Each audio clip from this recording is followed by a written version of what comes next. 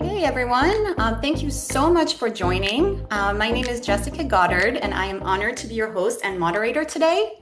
We're here to talk about women, power, leadership, identity, and what it means to thrive in this age of acceleration. Before we begin, I want to acknowledge all of you who joined this conversation today. You're here across lots of different time zones across the world, in the middle of busy schedules, responsibilities, leadership roles, caregiving, deadlines, and everything life asks women to carry, which we know is a lot. You chose to pause for yourself today, and that is not a small thing. I want everyone here to notice something. Women from different cities, different professions, different seasons of life. And yet, underneath all those roles, many of us may be carrying the same invisible questions. Am I enough? Am I doing enough? Who am I becoming for myself, for my kids, for those who rely on me? What is the pursuit of success costing me? And how do I remain present and connected in a world accelerating so quickly? By the end of this hour, I think you'll understand that this is not simply a conversation about a book.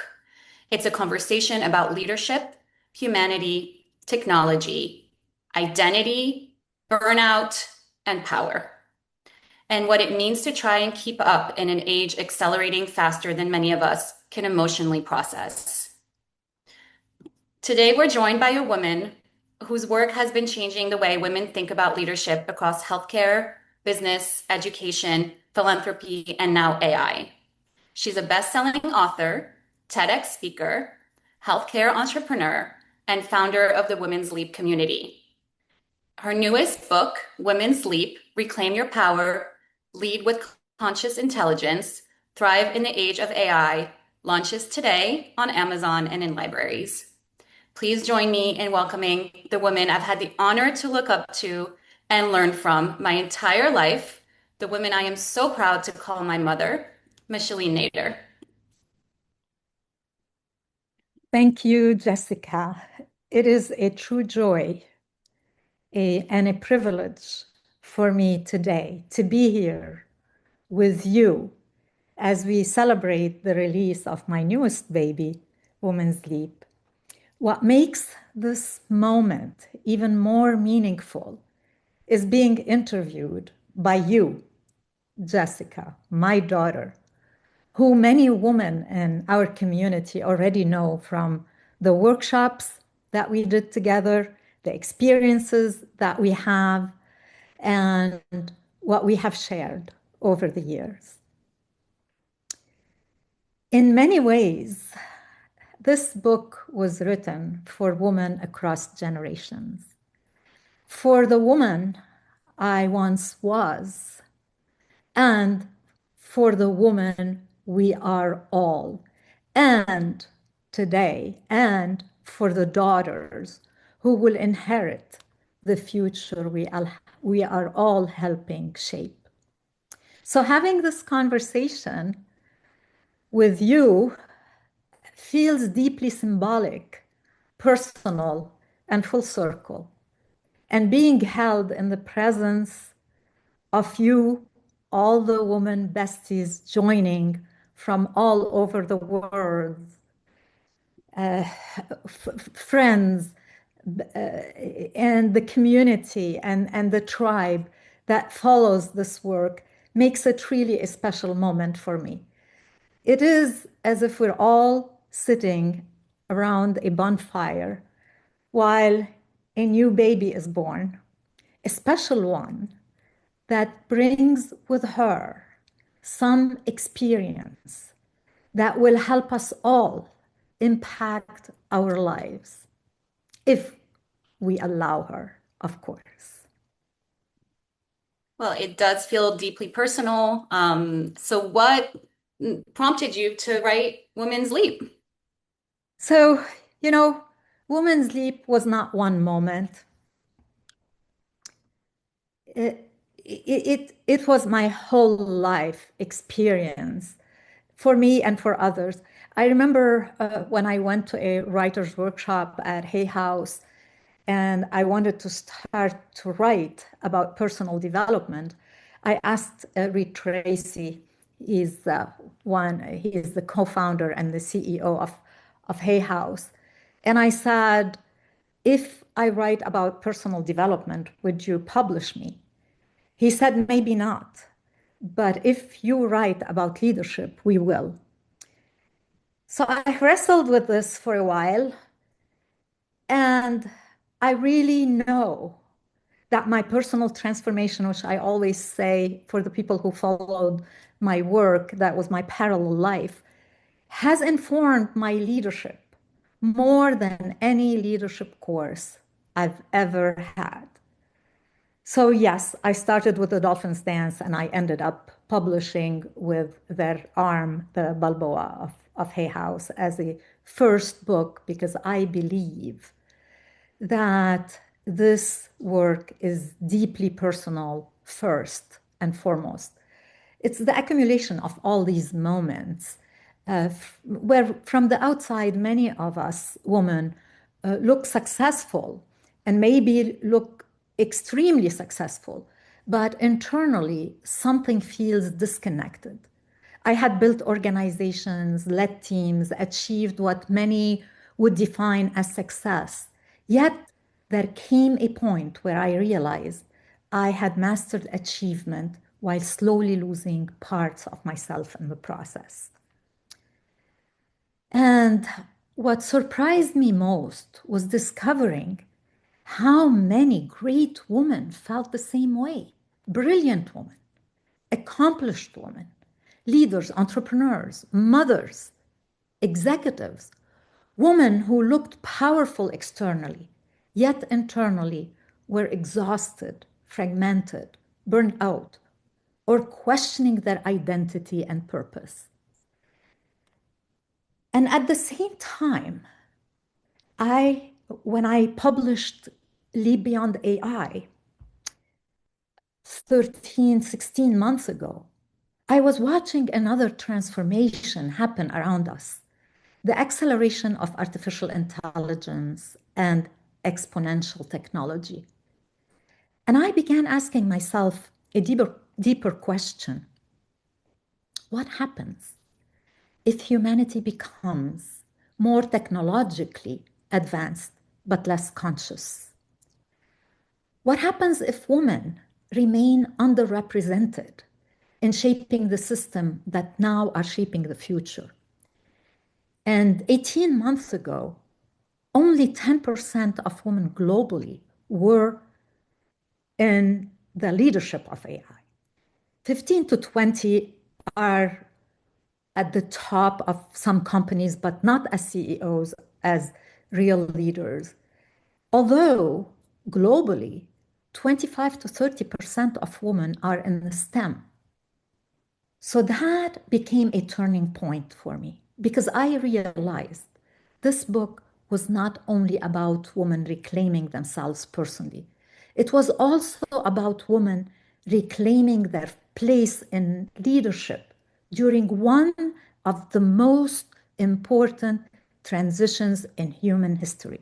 And those who follow my work with Leap Beyond AI know exactly why.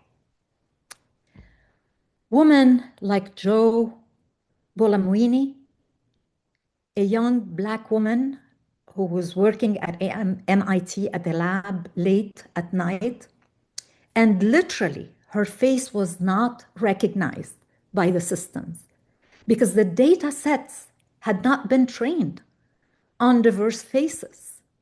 And probably you all remember the story with Amazon also when AI kicked in and Amazon with their hiring. It was biased against women and they had to change it. So many people would have adapted, but Joy did not. She transformed that moment into a global movement challenging bias and artificial intelligence. And she leaped from being invisible, where she wasn't recognized, into becoming very influential. Another woman probably you heard of, and probably a lot of women know about Bumble. She was dismissed and underestimated in Silicon Valley. But she chose not to simply build a company, but to redesign the power dynamics themselves. In 2021, Bumble was listed on NASDAQ and reached a valuation of about $8 billion. A woman founder, a woman founder who built a technology company in one of the most male-dominated sectors of Silicon Valley and embedded feminine agency directly into the product architecture itself. Or one of my favorite women, Jacinda Ardern. She became Prime Minister of New Zealand in 2017 at age 37, one of the youngest female heads of government in the world. What made her story especially powerful was the way she led during moments of profound crisis. After an attack in 2019 on two mosques in her city, Christchurch, by a white supremacist, instead of responding only with political rhetoric, she responded first with humanity. She spoke with empathy, clarity, moral steadiness, and she moved rapidly to tighten gun laws within weeks. I wish we could do the same. Mhm. She reminded the world that empathy and strength are not opposite. Actually, compassion itself is leadership. These women did not abandon themselves to succeed. They did not harden themselves to look like men in order to survive. They chose to lead differently. And in doing so, they changed the conversation, not only for them, but for all of us. Throughout writing this book, I kept thinking about these women, those who chose to leap instead of shrinking. So, Women's Leap was born at the intersection of two realities: the inner crisis many women carry, the woman who feel silently and carry that crisis, that inner crisis, and the outer transformation humanity is now experiencing. I wrote this book because I believe women do not need to become more like machines to succeed in the age of AI. In fact, the qualities that we were often told were too emotional. How many of us heard this word before? Or too intuitive, or too soft, are the qualities that the world needs most right now. We need presence, discernment, empathy, wisdom, ethical leadership, and conscious intelligence. And perhaps, most importantly, women cannot remain only consumers of these systems. They cannot be only consumers of the future. They must become the architects who design these systems. That's a very thoughtful way that you went about writing this book, the way you've done with all of your others. And I know one trademark that can be found in all of your books since the first days of the Dolphins Dance is you integrate exercises, which I think is something that all of us who are huge fans of your work really enjoy and make the book stand out. Do you want to walk us through one of your exercises? Of course. Of course, let's have a little live experience moment together right now. So before we continue, I want to invite everyone into a small moment of reflection. Take a deep breath. Inhale for 4. Pause and exhale for 4. And silently ask yourself, where in my life have I become successful? And where in my life I disconnected from myself? Where in my life have I become successful but disconnected from myself? Whatever jumps at you, write it down. You do not need to answer in the chat. Just notice what surfaced, because awareness is often where transformation begins. And neuroscience proves it. It activates our prefrontal frontal cortex. And I describe it more in my book, also about the neurotransmitters that activate our awareness and our conscious intelligence.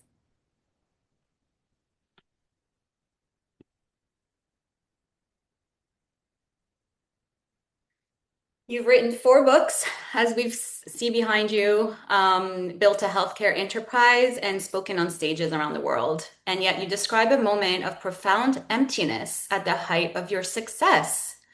How do you reconcile these two things, the achievement and the ache that I know a lot of us feel? So, Jessica, the truth is, achievement and emptiness can coexist far more than people would realize it. From the outside, success creates a very convincing narrative. Titles, recognition, growth, impact, applause, all this lives on dopamine.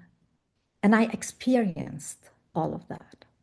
But externally visible success does not automatically guarantee internal alignment. I remember one morning standing in front of the mirror before work. Everything looked so perfect, so successful. But internally, I felt exhausted in a way sleep could not fix it. So I remember thinking, when did I become someone I no longer recognize? That question changed my life. Because what I eventually understood is that accomplishment becomes dangerous when it turns into identity. When we identify with success, when we identify with financial prosperity, when we identify with likes on our social media, when your worth becomes tied to performance, productivity, or external validation, you slowly begin disconnecting from your true self without realizing it. That was the ache, not failure, not lack of gratitude, not lack of purpose, but really fragmentation. Parts of myself had been left behind while I was busy becoming who the world needed me to be. And I think many women understand this. We become exceptional caretakers of organizations, families, teams, businesses, and responsibilities while abandoning our own emotional, physical, and spiritual center. What changed my life was realizing success without self is actually failure. Wow, that's powerful. You talk in your book about the emotional logo.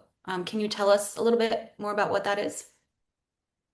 Yes. So the emotional logo is a structure that I had created for all my work. It evolved from personal emotional logo to leadership emotional logo with Lead Beyond Success. And now it has evolved even further with Women's Lead. It is the most important concept of my work. It's actually our survival identity.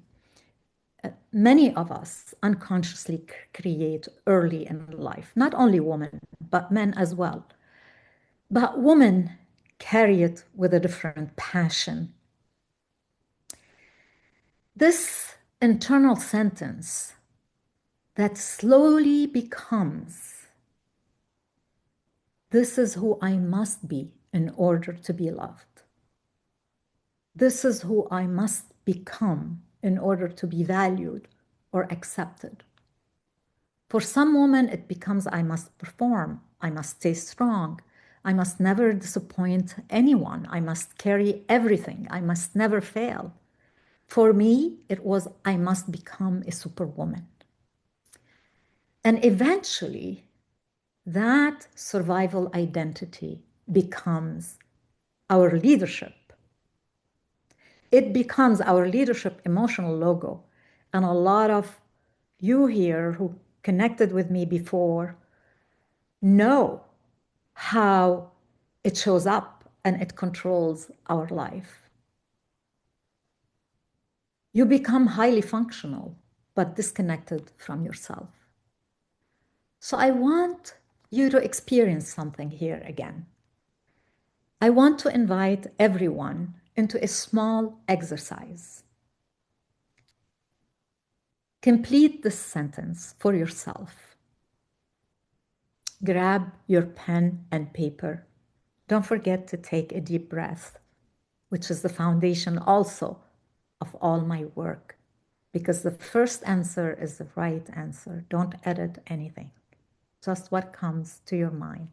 Take a deep breath and here, complete the sentence.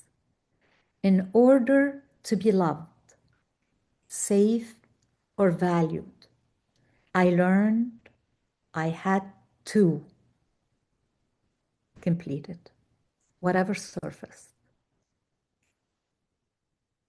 In order to be loved, safe, or valued, I learned I had to.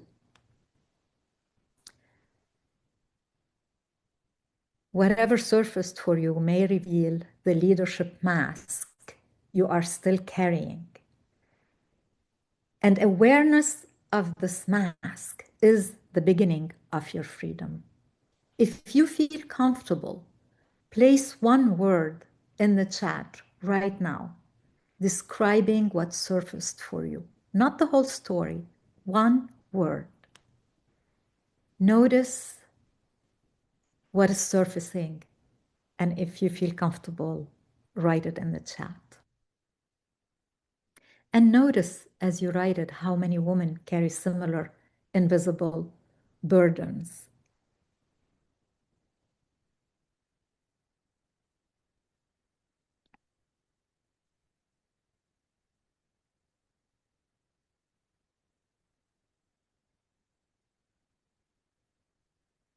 We have perfect, strong, self-love, useful, compromise, mine, which is do it all. And I added do it well for myself. Do it all and do it well. Nice. Oh, that's a big one, Jill. We are taught to be nice. Not only do we do it all, we compromise, we're useful, we have to still love ourselves, and we have to be kind while we're carrying all of this. Just notice how many women carry similar invisible burdens. This is why community matters.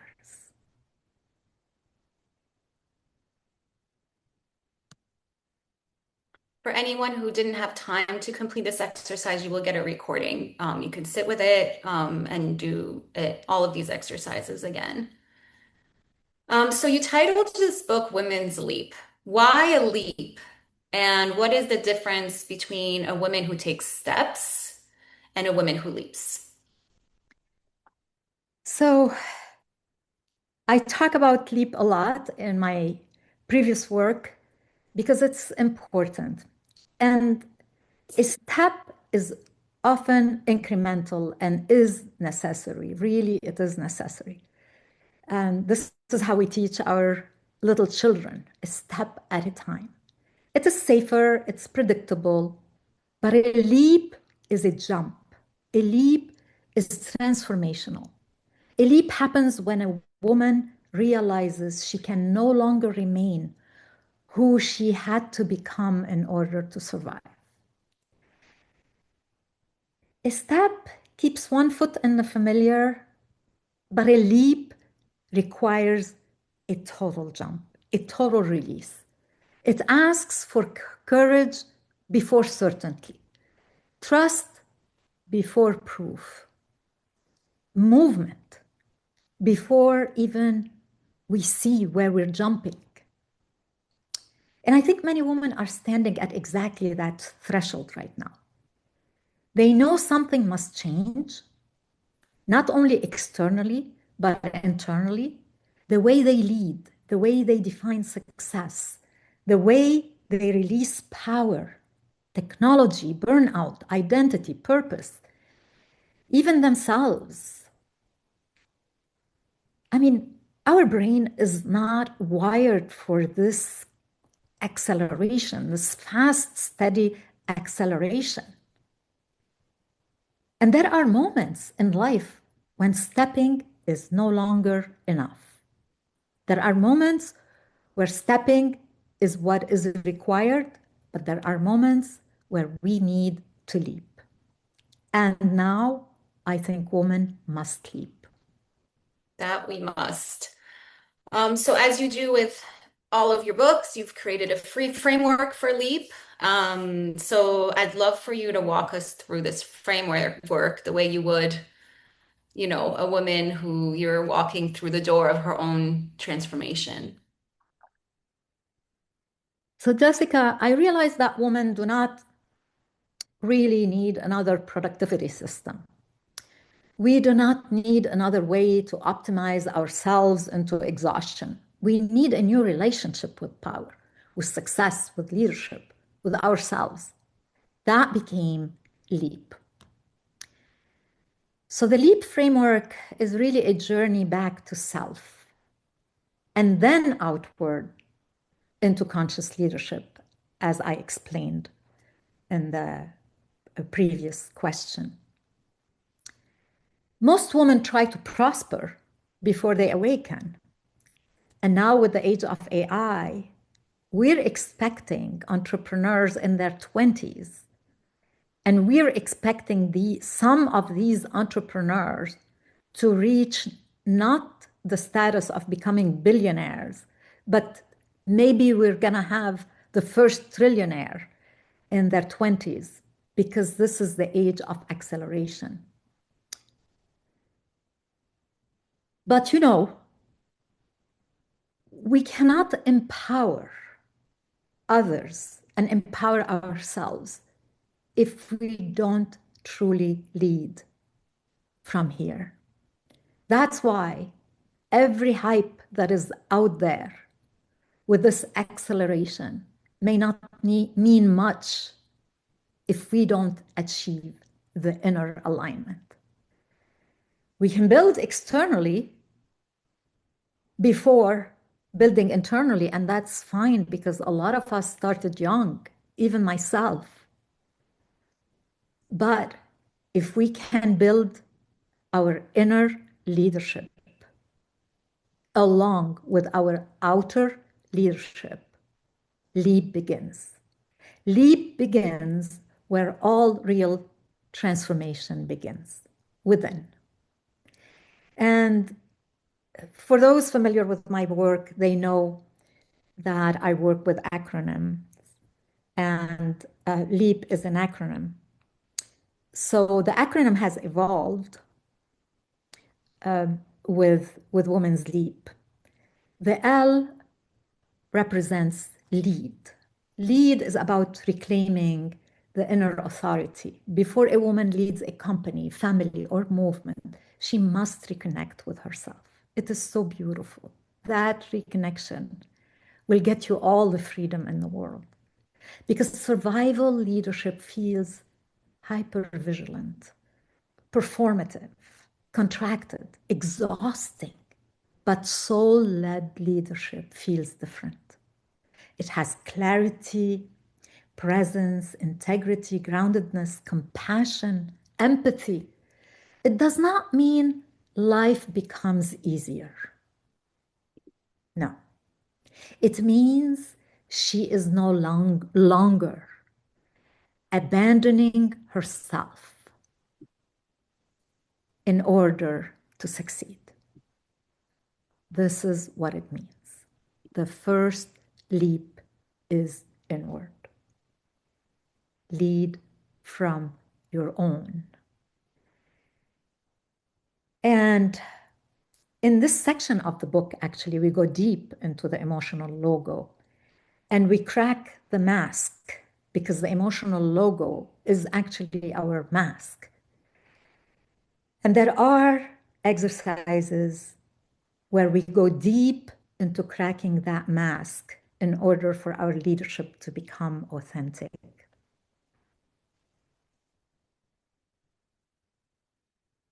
At the end of each section of the book, we have a long meditation exercise that really concludes everything that we learned in the chapter. I know that we have the proof of concept because the women who endorsed this book have gone through the exercises, and I know what happens when they do. But you can, if you want, treat it without going into the exercises deeply, and go back to whatever you want at your own time. And that is totally fine. But if you go and dive deep into these exercises, I can promise you that you will get at least one area of your life back. The E in LEAP represents empowerment. Empower. Empower is about moving from the ego system to ecosystems. And people who followed me in Leap Beyond Success and Leap Beyond AI know what I mean by ecosystem and ecosystem, even the characteristics of leadership that affect your ecosystem. Most high achieving environments train women through scarcity and competition. But feminine leadership understands something deeper. Power expands through connection, through collaboration, through collective elevation. One of the strongest women in the room is often not the one dominating the room, but the one who expanding the room, the one who makes you feel better about yourself, the one who's connecting to your inner soul, to your true self, the one who's pushing you for your freedom, for your expansion, especially in the age of AI. No one thrives alone. The future belongs less to isolated power and more to intelligent ecosystems. The A in LEAP represents awakening. Awaken. Awaken is the heart of the book. It is where women activate their conscious intelligence. You know, in my first book, I talk about conscious awareness in order to discover our true self. Then I talk about intelligence, human intelligence, and Leap Beyond AI, because we're talking about artificial intelligence and how to strengthen our human intelligence and what's the program, how to program it, and what are the things needed that we need to deepen even more in the age of artificial intelligence. And what are the things that we cannot compete with AI no matter what, and we have to lean into it. But here, the world is becoming increasingly shaped by algorithm, by automation, by artificial intelligence. And women are not here, are not around that table, you know, from the statistics. But what moved me most was not only the brilliance of the women who are not around the table, but those women who are absolutely getting back into it. That wisdom, that discernment, that ethical judgment, that presence, that creativity, that empathy.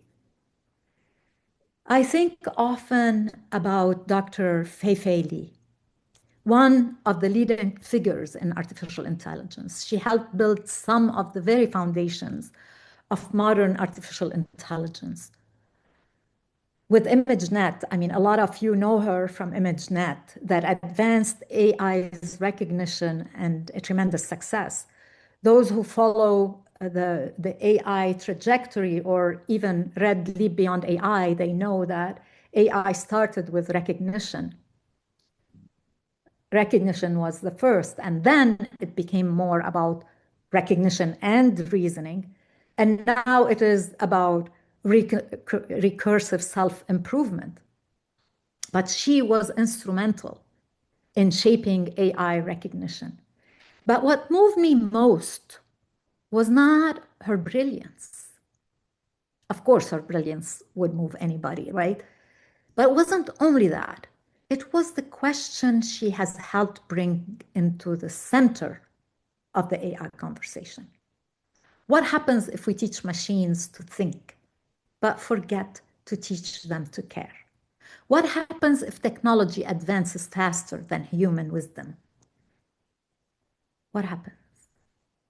That question changes everything because AI is not only a technological issue, it is a human issue, it is a leadership issue,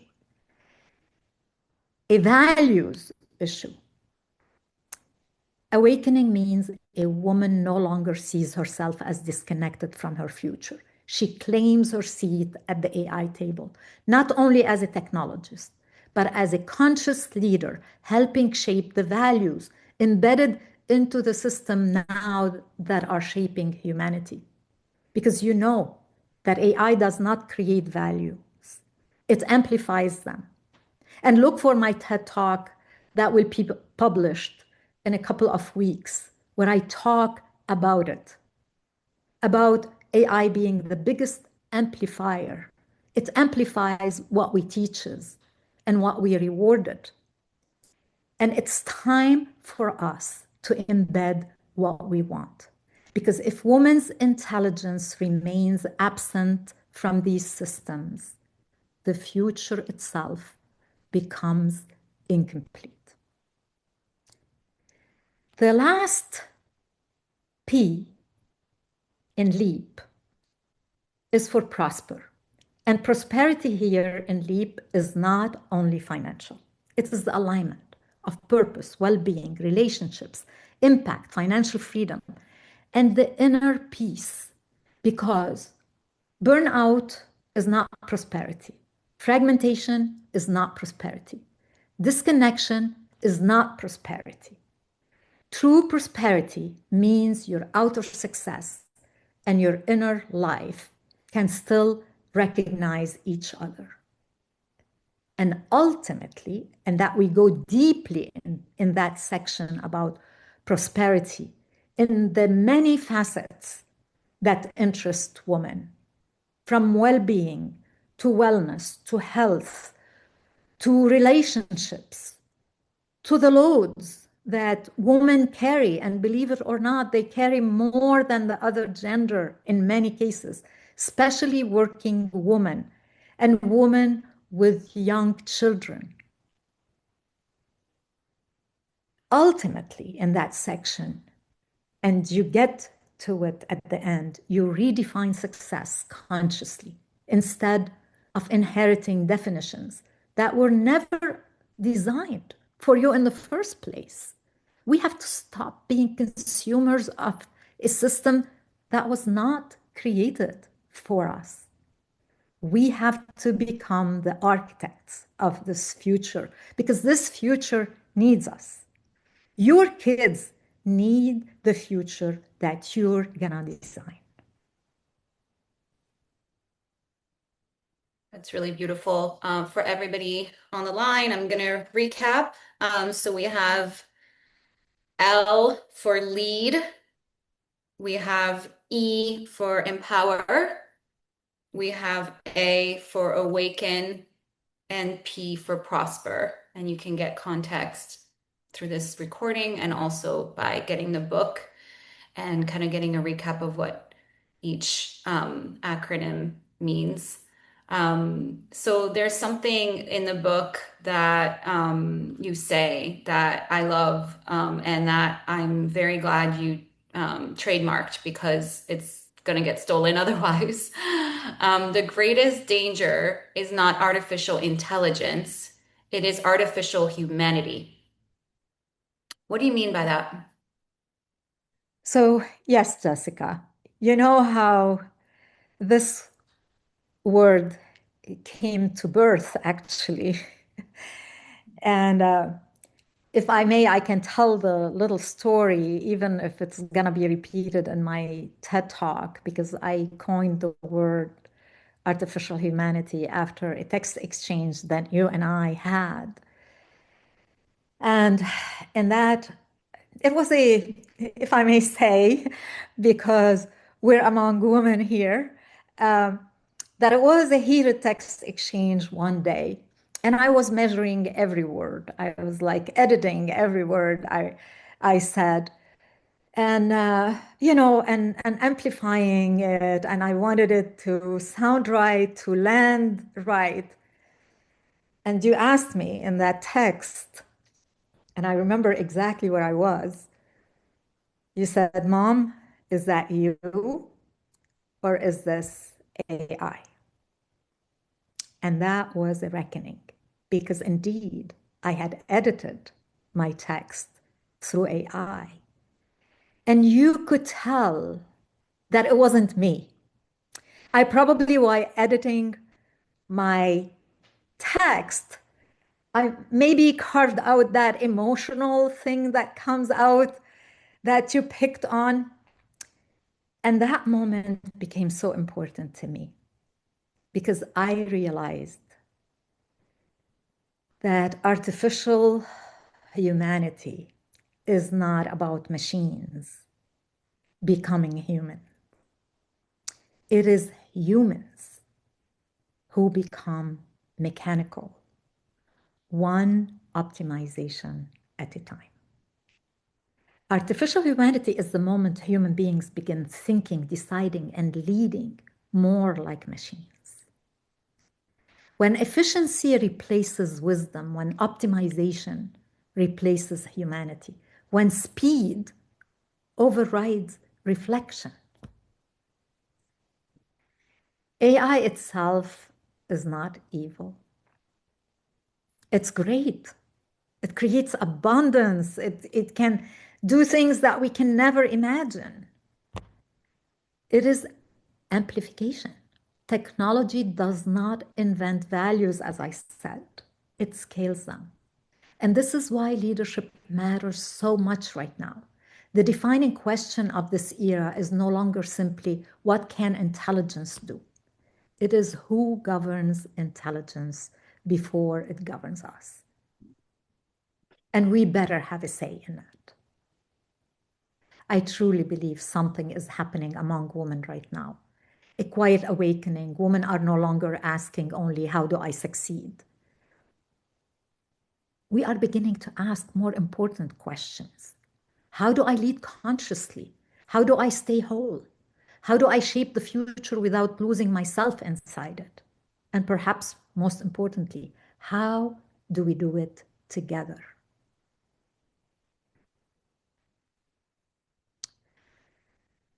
So I want to create another moment here to ask everyone one final reflective question.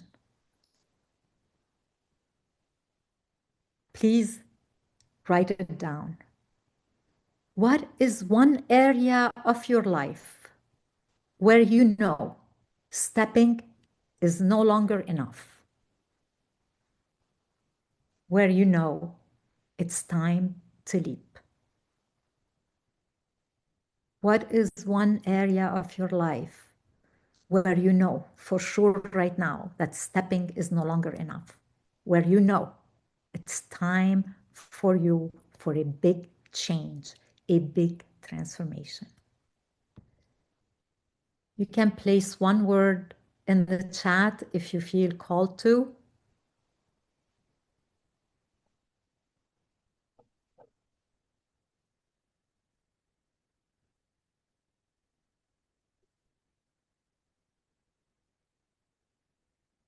Give you a minute or two to answer for anyone who's planning on doing so.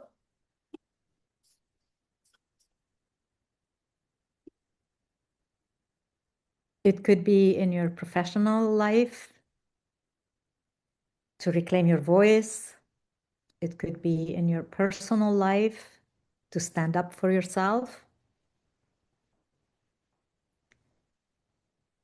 It could be for women in your community, in your country. I know that a lot have joined us today from the Middle East, from Lebanon, to stand up for other women.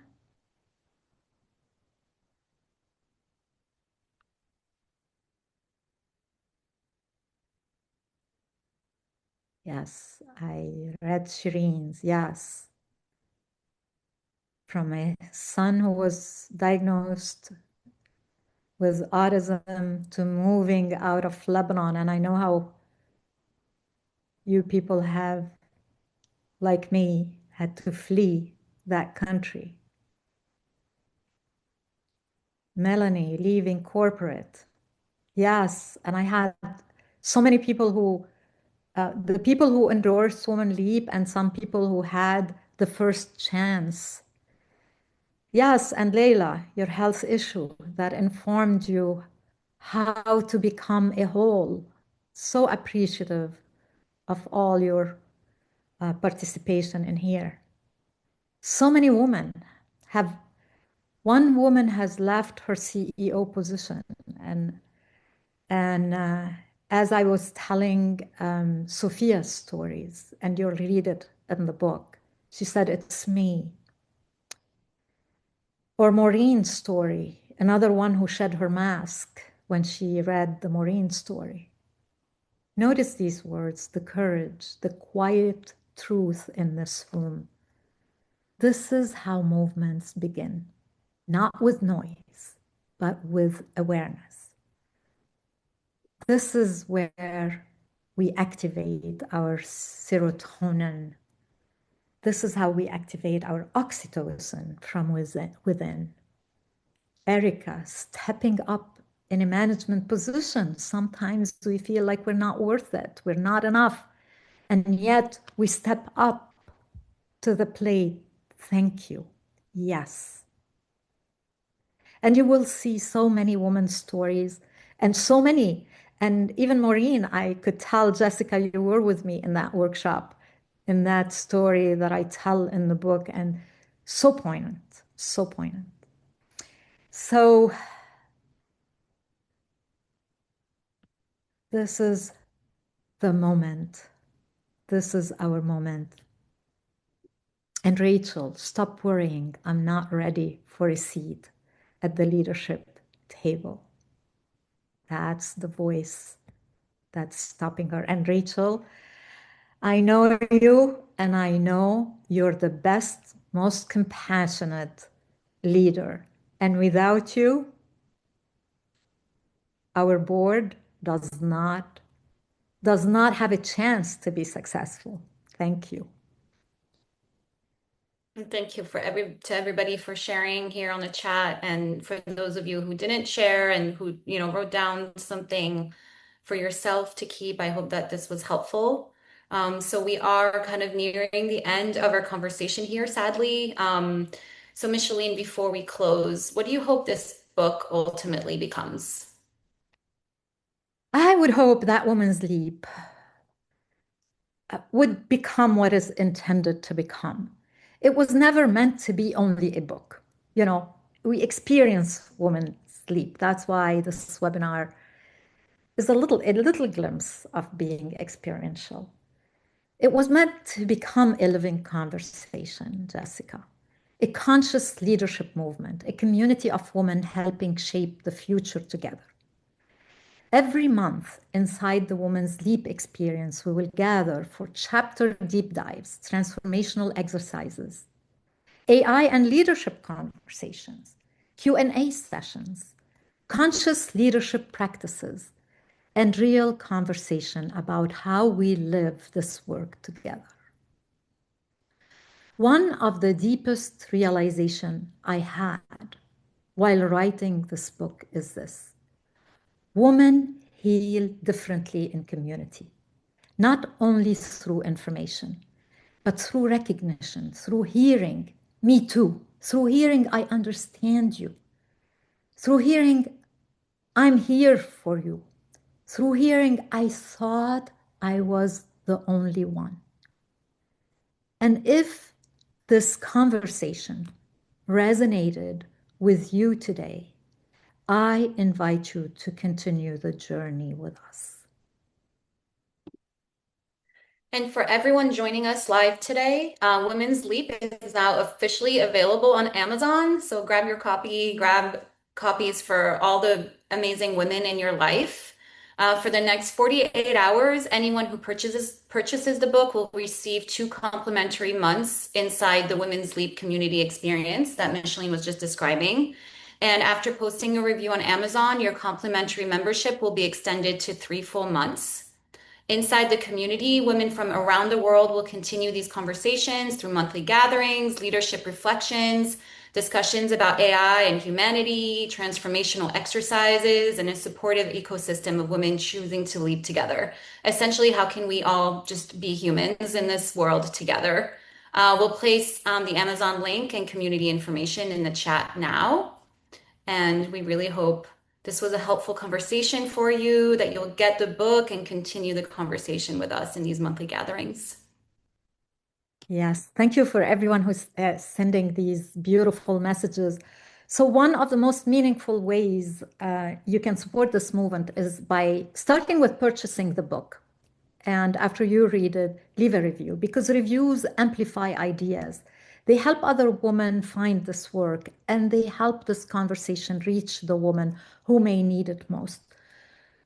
Remember that the future will not be shaped only by the most powerful technologies. It will be shaped by the consciousness of the people leading them. And many of those leaders must be women, women willing to lead without abandoning themselves, women willing to remain human in an age of acceleration, women willing not only to inherit the future, but to consciously help design it. Thank you so much for being here. You will get the recording if you have registered, and you will get also how to get to your membership. Also, today, as every time a book is released, is the campaign for becoming a bestseller. So that's why encourage people, if they want to purchase Women's Leap, to do it within the next 48, 36 hours. But what I encourage you to do, not to miss out on what is inside Women's Leap.